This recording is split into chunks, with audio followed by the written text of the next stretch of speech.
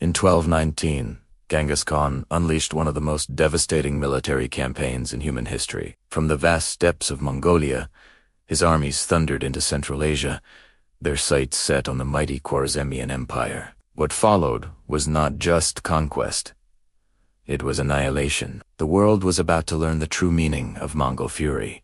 The seeds of this war were sown with betrayal. A Mongol trade caravan, seeking peaceful commerce, was ambushed and massacred at the border city of Otrar by Khwarezmian officials. When Genghis Khan sent envoys to demand justice, the Shah of Khwarezm, Shah Muhammad, made a fatal error. He executed one of the envoys and shaved the beards of the others, sending them back in humiliation. In the unforgiving code of the steppes, harming an envoy was a declaration of war and insult that could only be answered with blood.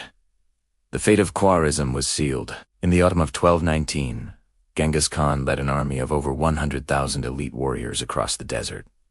But this was no ordinary invasion. He employed a revolutionary strategy, splitting his massive force into multiple columns. While one division, led by his sons, laid siege to Otrar, Genghis Khan himself took a small elite force on an impossible march through the Khwarezm Desert, appearing hundreds of miles behind enemy lines. Right at the gates of the undefended city of Bukhara, the Mongols attacked everywhere at once, a whirlwind of confusion and terror that paralyzed the much larger Khwarezmian army, preventing them from mounting a coordinated defense. One by one, the great, glittering cities of the Silk Road fell. Otrar, Bukhara, Samarkand, Urgench. The pattern was brutally simple.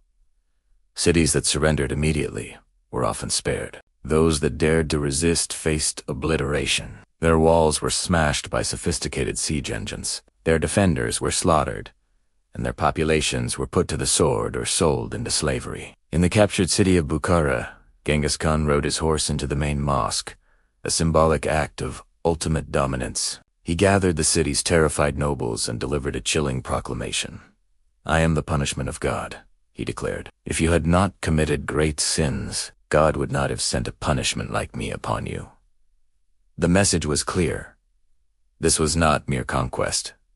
It was divine retribution. As his empire crumbled around him, the Shah of Khwarezm fled west, a man haunted and broken. He abandoned his people, his cities, and his armies, hoping to outrun the inevitable.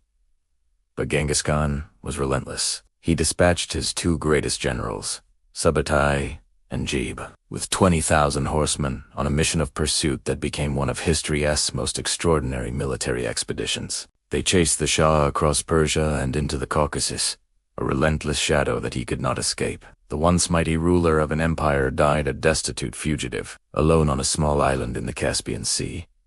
By 1221, the Khwarezmian Empire, one of the most powerful states in the Islamic world, had ceased to exist. Central Asia was left shattered, its great cities in ruins, and its population decimated. Millions were dead or displaced. In its place, the Mongol Empire now stretched from the shores of the Pacific to the Caspian Sea, a colossal power built on fear and iron will. The total destruction of Khwarezm was a terrifying announcement to the rest of the world. It demonstrated that resistance to the Mongols was futile. Genghis Khan was no longer just a conqueror of nations. He had become a force of nature, an unstoppable storm reshaping the course of history itself. The world trembled, waiting to see where the storm would strike next. Thanks for watching, and be sure to subscribe for more journeys into the past.